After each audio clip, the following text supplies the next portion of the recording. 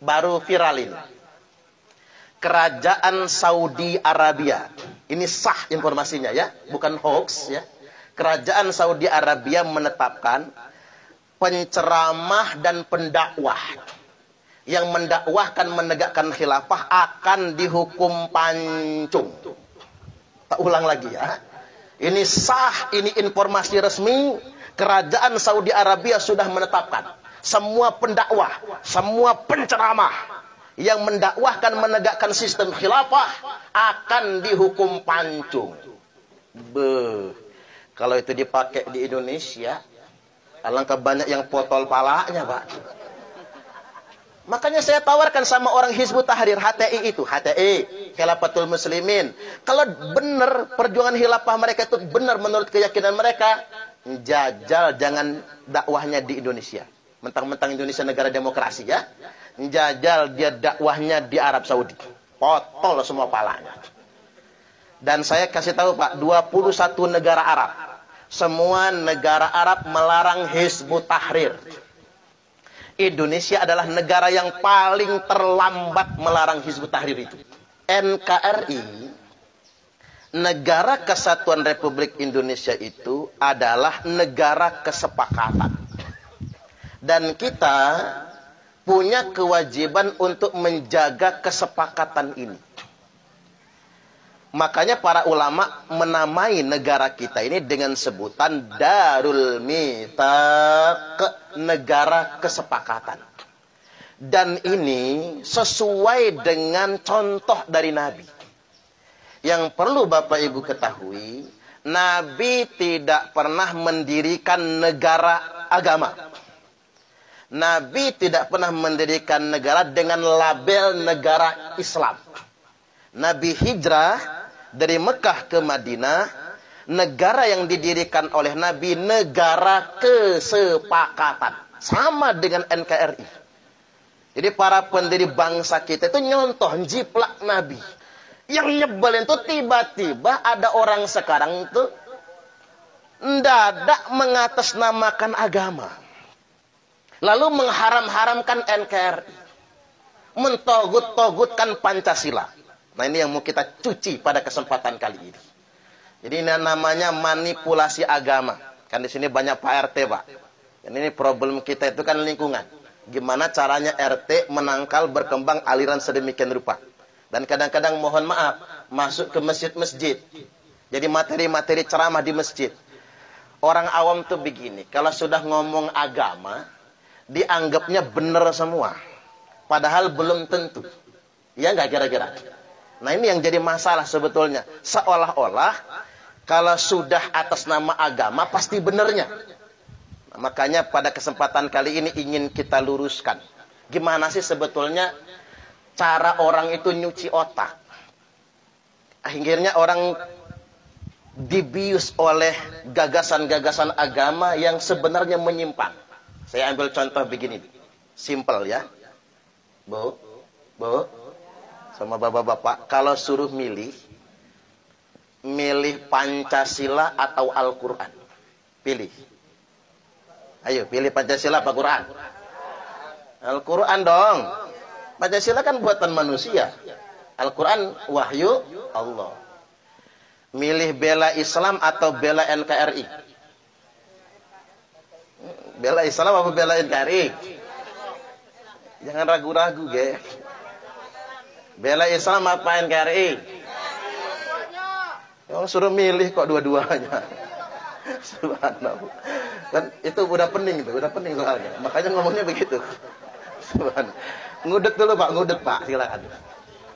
Ya bela Islam dong. Milih taat Allah atau taat pemerintah? Allah dong. Yang pemerintah nggak punya surga ini, Allah yang punya surga. Kita ulang lagi, milih Pancasila atau Quran? Al-Quran. Milih bela Islam atau bela NKRI? Bela Islam. Milih taat Allah atau taat pemerintah? Taat Allah. 2 menit jadi teroris semua. Kalau itu pertanyaannya. Nah, ini pertanyaan jebakan. Dan hati-hati, karena ini pertanyaan jebakan, ini yang disebarkan orang. Khilafatul Muslimin, Hizbut Tahrir. Itu yang mereka dakwakan kemana-mana. Makanya banyak orang yang kejebak. Karena ini jebakan, pertanyaan ini sebetulnya nggak perlu dijawab. Saya ambil perumpamaan begini, Bu. Milih taat suami atau taat Allah? Ya dicerai sama lakinya, Bu. Jangan macam-macam. Iya kan? Kalau milih taat suami sama Allah kafir berarti kan? Kalau milih taat Allah, ya dicerai sama lakinya. Nah itu loh maksud saya. Ini nggak boleh dipilih sebetulnya kan? Karena itu pertanyaan jebakan. Sama kayak pertanyaan begini nih. Milih berbakti sama Allah atau berbakti dengan orang tua? Jawaban yang benar, berbakti pada orang tua adalah perintah Allah. Ridha Allah fi ridhal walidain. Ridha Allah ada pada ridha kedua orang tua. Kemudian taat kepada suami merupakan perintah Allah. Iya dong. Makanya milih taat Allah atau taat pemerintah? Jawaban yang benar, mentaati pemerintah merupakan perintah Allah. Malah ini disebutkan dalam Quran, ati'ullaha wa ati'ur rasula wa ulil amri minkum. Taatilah Allah, taatilah Rasulullah dan pemerintah yang ada di antara kalian semua. Ini diurutkan. Jadi mentaati pemerintah ini merupakan hierarki. Tahu hierarki nggak, Bu? Cabai mahal tahu ya? Taat kepada pemerintah ini merupakan hierarki, turunan dari ketaatan kepada Allah dan Rasulnya.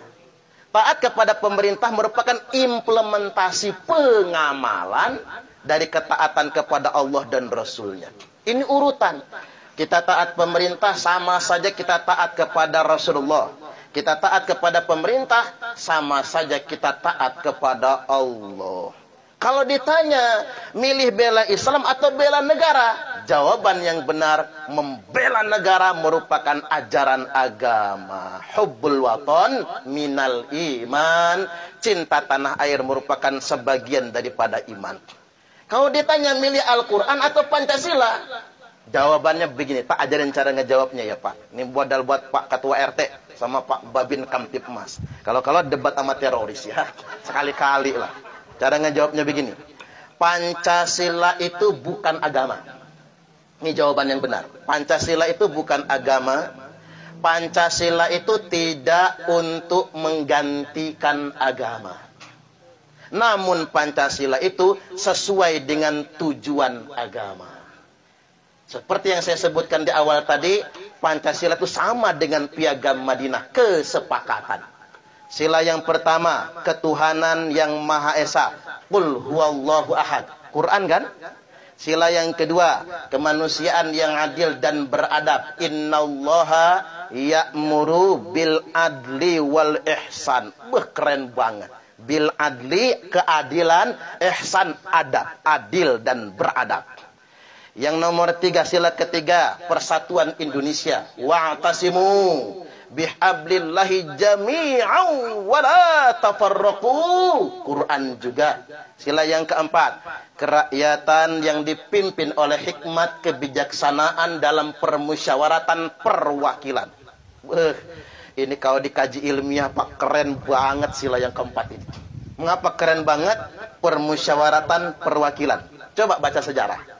Milih Abu Bakar, permusyawaratan perwakilan. Milih Umar, permusyawaratan perwakilan. Milih Utsman, permusyawaratan perwakilan. Milih Ali, permusyawaratan perwakilan. Makanya Pancasila sila keempat lebih cocok dengan Khulafaur Rasyidin. Kalau Arab sekarang, kerajaan kan? Monarki absolut. Bapak mati ganti anak, anak mati ganti cucu, terus begitu. Nggak ada permusyawaratan perwakilan. Makanya keren betul sila yang keempat itu.